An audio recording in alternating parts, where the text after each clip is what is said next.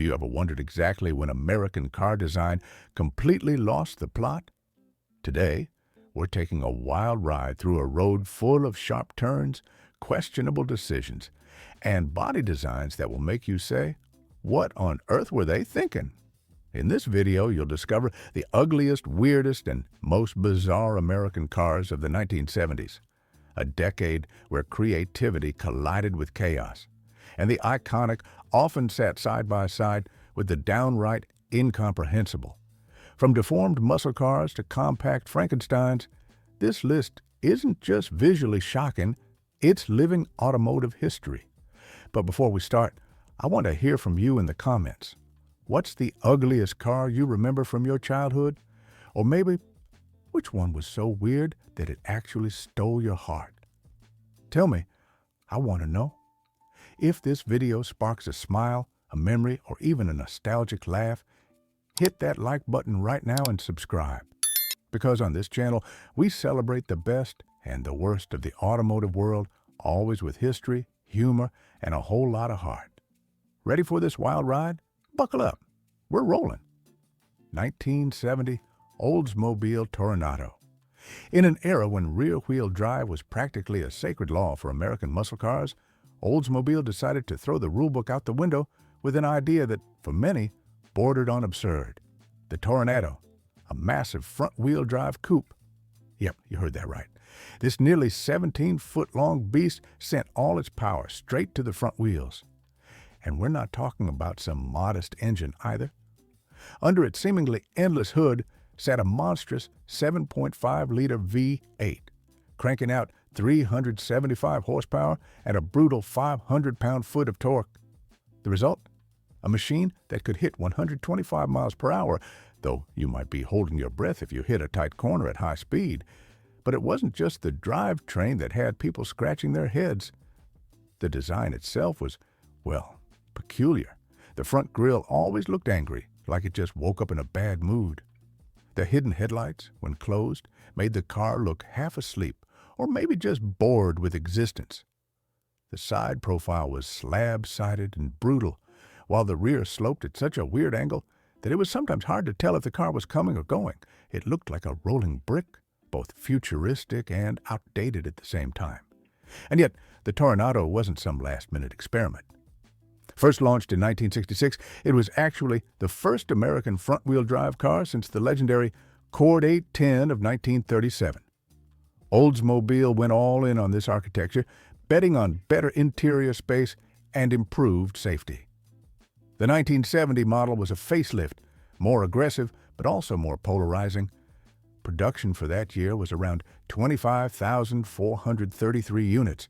Not bad, but far from a smash hit. And today, the 1970 Toronado is a quirky collector's item, loved by those who appreciate cars that broke the rules. Depending on condition, you can pick one up for between $10,000 and $30,000.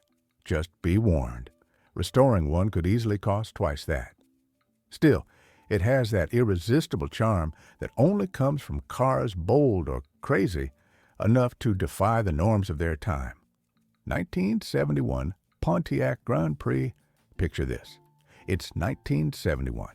The American auto industry is living out the final days of its golden era, right before the oil crisis and government regulations come crashing in. And in that moment, Pontiac decides to refresh the Grand Prix, a model that always tried to straddle the line between luxury and performance.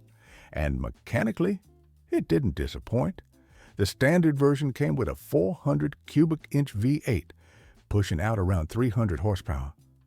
But for the truly bold, you could opt for the infamous 455 cubic inch V8, cranking out over 335 horsepower, enough to push this land yacht close to 120 miles per hour.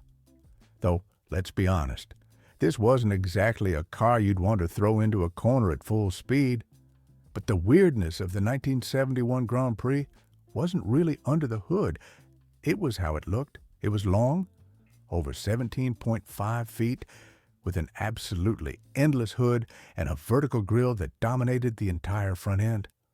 The headlights were recessed deep between thick chrome lines, giving the car a constant look of surprise. It wasn't aggressive like a GTO, nor refined like a Cadillac. It was confusing. Like the designer tried to mash a muscle car with a limousine and then accidentally turned the drama dial all the way up. But sit inside, and suddenly it all makes a little more sense. The interior was peak 1970s luxury, wide sofa-like seats, velour upholstery, faux wood trim, or sometimes just plastic pretending to be wood, and a driver-oriented dashboard that actually gave you a surprising sense of control. It even offered an optional electric sunroof, a pretty rare feature back then. Pontiac built over 58,000 units that year, making it one of the best-selling cars in the personal luxury segment. People clearly liked it, even if it was a little extra. Today, the 71 Grand Prix isn't exactly a top-tier collector's car. You can find clean, well-preserved examples for anywhere between $12,000 and $25,000, depending on the engine and overall condition. Some restore them for the love of the model, others pure nostalgia for an era when cars were big, shiny, and just a little bit ridiculous. 1975, AMC Pacer lovingly, or maybe not so lovingly, nicknamed the Fishbowl on Wheels. The AMC Pacer looked like it was designed in a lab experiment where proportions, logic, and aesthetics were all thrown straight out the window. Its shape was round, chunky, with a curved rear end that made it look like someone had inflated the car from the inside out. And to make things even weirder, the passenger side door was actually longer than the driver's side. Why? To make it easier for rear passengers to get in from the curb. Creative? Absolutely. Weird? Oh, for sure. When it hit the market in 1975, AMC proudly pitched it as the car of the future. The goal was to create something compact on the outside but roomy on the inside, and they kind of nailed it. Thanks to the massive glass area, nearly 40% of the entire car, you got an insane sense of openness and visibility. But under the sun, it also meant one thing: instant oven, hence the whole fishbowl nickname. That curvy, bubble-like design was supposed to anticipate the aerodynamic trends of the 1980s, but in the 1970s, it just looked completely out of place. Under the hood, the Pacer originally came with a humble 3.8-liter inline-six, pushing out between 90 and 100 horsepower, depending on the year and version. Later on, AMC desperately tried to boost performance by offering a 5.0-liter V8 option. But the Pacer was heavy, over 3,100 pounds. So even with more power, it still felt sluggish and awkward. Top speed barely hit 90 miles per hour, and fuel economy, let's not talk about that. AMC produced roughly 280,000 Pacers between 1975 and 1980. But after a strong first year, sales fell off a cliff. Today, prices are all over the place. You can find a rusty project car for $3,000 or a fully restored Pacer, especially the iconic Woody model with fake wood side panels, the one from Wayne's World, for up to $20,000. And here's the fun fact hardly anyone knows. The original plan was for the Pacer to be powered by a Wankel rotary engine, like Mazda used in the RX series. AMC had actually signed a deal with General Motors to use their upcoming rotary engine. But GM canceled the entire rotary project last minute, forcing AMC to redesign the car at the 11th hour to fit a conventional engine. That's why the Pacer ended up with so many issues around weight, balance, and performance. It was never designed for a standard engine in the first place, so now it's your turn. Tell me in the comments, have you ever seen a Pacer rolling down the street? Have you ever driven one? And here's the real question: would you add one to your collection, even if it's just for the laughs and the weird factor? Drop your answer down below, because if there's one car that deserves a good conversation, it's definitely this one. 1971, Ford Pinto. In the early 1970s, Ford was feeling the heat, big time. Japanese automakers were flooding the U.S. market with small, fuel-efficient, affordable cars. The Volkswagen Beetle was selling like crazy. Toyota, Datsun, now Nissan, and Honda were quickly becoming serious threats. Ford needed an answer, and they needed it fast. That answer came in the form of the Pinto, a subcompact designed on an absolutely insane timeline, just 25 months from concept to production. For reference, the industry standard back then was 43 to 50 months. Ford rushed it like their life depended on it. The result? A lightweight little car with clean, simple lines and a very clear promise, fuel efficiency, low cost, and an all-American alternative to the import invasion. But that rush came with consequences. Under the hood, the Pinto came with modest engines, a British-sourced 1.6-liter inline-4 with 75 horsepower, and later, a 2.0-liter with 100 horsepower. Top speed hovered around 88 to 93 miles per hour, and the whole thing weighed under 2,000 pounds. On paper, it was perfect for city driving. Small, cheap, agile. The problem? Behind that simplicity was a ticking time bomb. The Ford Pinto's gas tank scandal is still one of the most infamous disasters in automotive history. The fuel tank was mounted right behind the rear axle, and even a low-speed rear-end collision could cause the car to literally explode.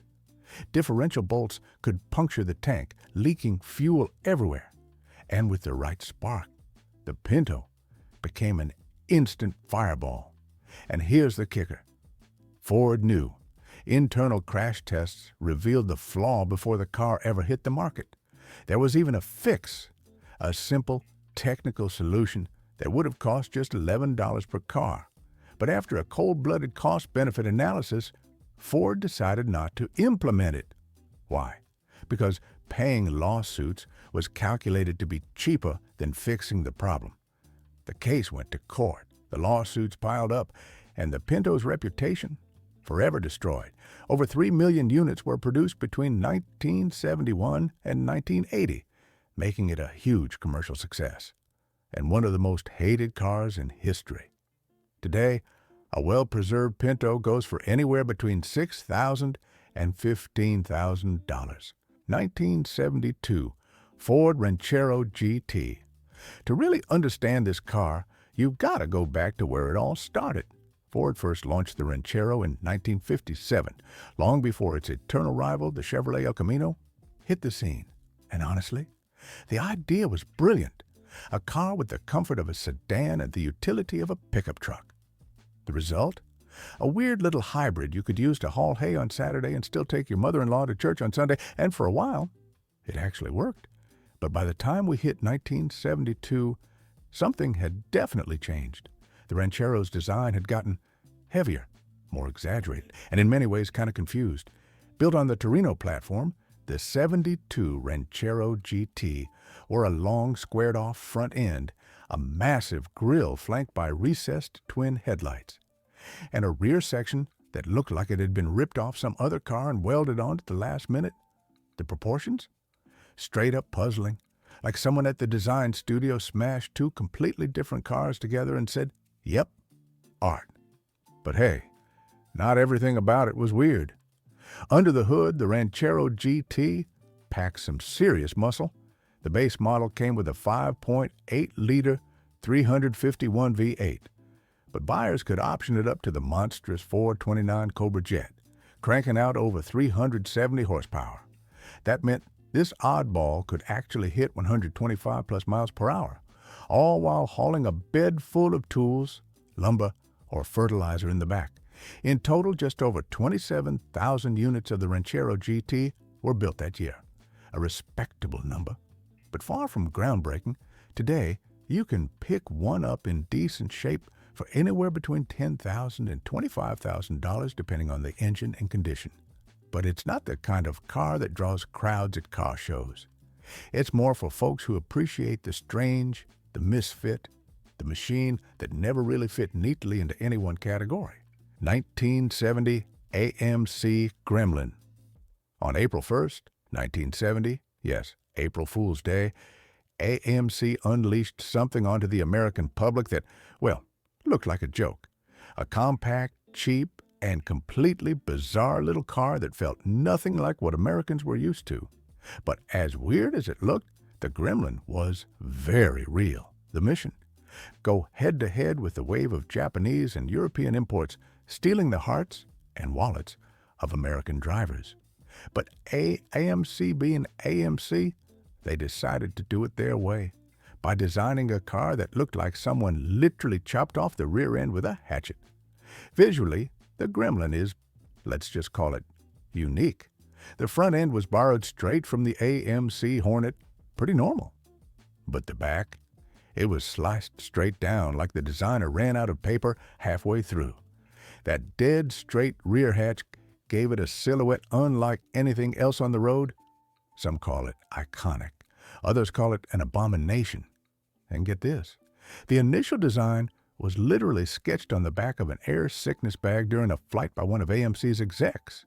No joke. That's how on the fly this thing was. But let's be fair, the Gremlin wasn't all punchlines. It actually had some respectable qualities. From the factory, it came with a 3.3-liter inline six. Yep, a straight six in a subcompact. Unheard of back then. That gave it a solid 128 horsepower, way more grunt than most small cars of the era. Later, AMC went completely off the rails and offered a 5.0-liter V8, turning this little mutant into a mini street rocket, although controlling all that power with a short wheelbase and leaf spring rear suspension. Let's just say, interesting. Top speed hovered around 100 miles per hour, and 0 to 60 happened in roughly 11 seconds, which wasn't terrible for the segment. In its first year, AMC sold over 67,000 units, and by the time production ended in 1978, more than 670,000 Gremlins had hit the streets. It was never a symbol of status, but it was affordable, kind of reliable, on a good day, and absolutely unforgettable. Today, you can find one for anywhere between $6,000 and $18,000, depending on condition and engine. Believe it or not, there are people who lovingly restore these little oddballs, proudly embracing their quirky, rebellious charm. And here's a fact most people don't know. The Gremlin was actually the first American subcompact ever built, beating both the Chevrolet Vega and Ford Pinto to market. AMC was first. They bet on being different. Whether or not they bet on being beautiful is another story entirely. 1976, Dodge Aspen. It was supposed to be the natural successor to the legendary Dodge Dart, one of the most reliable sedans of its time.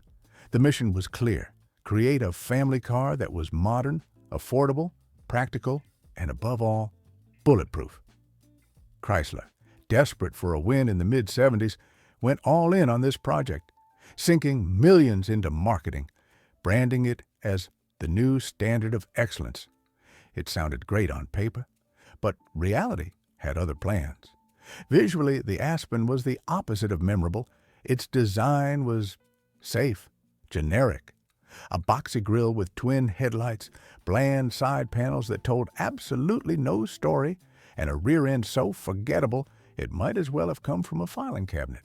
There was nothing about this car that made you turn your head, and maybe that would have been fine, if at least it was reliable. Spoiler alert, it wasn't. Under the hood, the Aspen offered a variety of engines, from the legendary 3.7-liter slant six with around 95 horsepower all the way up to a 5.2-liter i8, making roughly 150 horsepower depending on the trim. On paper, it had versatility. It could be a sensible family sedan or a sportier GT model. But even with the biggest V8, the Aspen was never what you'd call exciting. It was heavy, sluggish, and cornered like a mattress. Top speed barely hit 100 miles per hour in acceleration. Let's just say you had time to reconsider your life choices between stoplights. But the real problem wasn't the boring design. It was the car's catastrophic reliability. From day one, Aspens were plagued with mechanical issues. Brakes failed. Rust showed up almost immediately. The suspension sounded like a haunted attic. And the steering? Let's just say keeping this thing in a straight line felt like trying to walk a drunk Labrador. By 1977, just 1 year after launch, the Dodge Aspen was already one of the most recalled cars in America. To make things worse, it shared most of its components with its equally cursed twin, the Plymouth Volare. And yet, despite all this, Dodge sold over 225,000 Aspens in its first year alone. Why? Because Dodge knew how to sell the dream. Even if the reality was a mechanical fever dream, today, spotting a well-preserved Aspen feels like seeing a unicorn. Prices hover between $4,000 and $10,000, usually bought by collectors with a dark sense of humor or hardcore Mopar fans who feel like every family has to have a black sheep.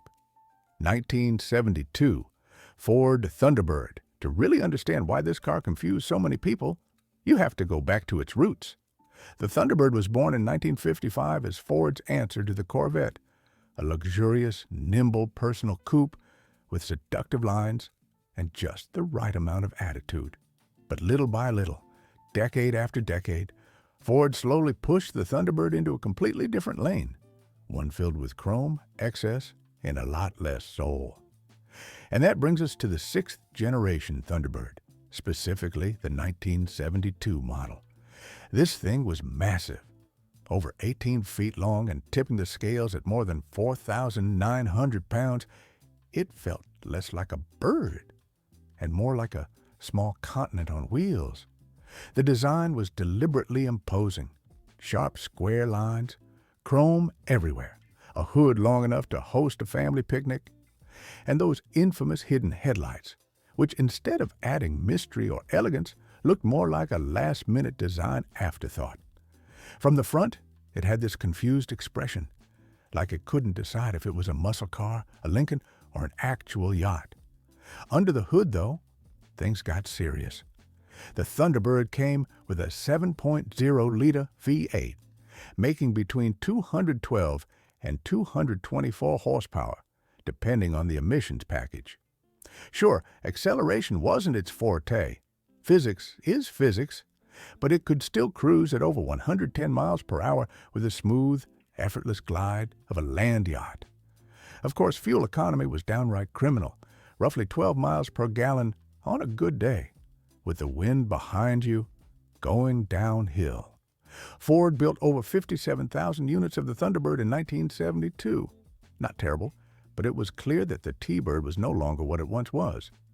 Instead of chasing its sporty roots, Ford was clearly aiming squarely at Cadillac and Lincoln buyers, leaning hard into the luxury personal coupe market.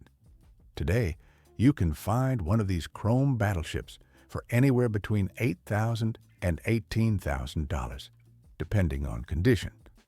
But let's be honest, the only people really interested in this generation are hardcore fans of 70s land yachts or collectors who appreciate the sheer audacity of 70s automotive excess. 1974, Bricklin SV1. Even the name sounds like something straight out of a low-budget sci-fi movie. But make no mistake, this car was real. It was orange. It was weird. And it was one of the most ambitious and most criticized experiments ever attempted by the North American auto industry. A glorious combination of innovation, poor execution, and design choices that still spark intense reactions wherever it shows up. The story of the SV1 starts with Malcolm Bricklin, a Canadian entrepreneur who had already made headlines by bringing Subaru to the United States. But instead of stopping there, Malcolm decided to dream bigger, much bigger. His mission? To create a sports car that would also be the safest car in the world. That's how the Safety Vehicle 1 SV1 was born. A car that, in theory, would save lives, but in practice mostly made people ask, what is this? Visually, the SV1 was every bit as eccentric as its creator. The body was made from acrylic over fiberglass and came in wild, non-metallic colors like bright orange, lime green, or banana yellow. No metallics, no subtle shades. Why? According to Bricklin, it was so the car would always look new. To some, it looked like an oversized toy. To others, well, let's just say it was unique. But the real showstopper, the gull-wing doors. just like the iconic Mercedes 300 SL. Except, not really. Because while Mercedes figured out how to make them work, the SV1's doors had a nasty habit of getting stuck, or refusing to open, or randomly failing completely, especially in cold weather, which is kind of a problem for a safety vehicle. Mechanically, the SV1 was fine. Early models were powered by an AMC 5.9-liter V8, later swapped for a Ford 5.8-liter V8, producing between 175 and 220 horsepower. It could go from 0 to 60 miles per hour in about 9 seconds, and top speed was roughly 120 miles per hour. Not bad, but not exactly groundbreaking for something that was supposed to take on European sports cars. Now here's where it gets crazy. The entire project was funded by the government of New Brunswick, Canada. Yep, taxpayer money bankrolled this thing. The province poured millions into building a factory, betting that the SV1 would become a national point of pride. Spoiler alert, it didn't. Production quality was awful, costs spiraled out of control, and the whole operation collapsed in less than 3 years. Only 2,854 units were ever made between 1974 and 1976. Today, the Bricklin SV1 is pure automotive folklore. Strange, flawed, completely unforgettable. You can find one in good condition for around $15,000 to $30,000. And there's a loyal group of collectors who worship it for what it represents, the heroic but doomed attempt to do something truly different. And that, my friends, brings us to the end of this glorious parade of chaos, nostalgia, and sheet metal that defied every known rule of good taste. Some of these cars were simply ahead of their time. Others probably should have stayed on the drawing board. But love them or hate them, they all have one thing in common. They made us feel something. And in the world of classic cars, that's worth more than perfection. So now it's your turn. Which one was the ugliest, the weirdest, or maybe the most lovable? Drop your answer in the comments. Let's settle this once and for all. And hey, if you survive seeing the worst, get ready for the best. Don't miss our video on the most beautiful cars of the 1970s. I promise, those are the ones you'll actually want in your garage. I'll see you on the next trip.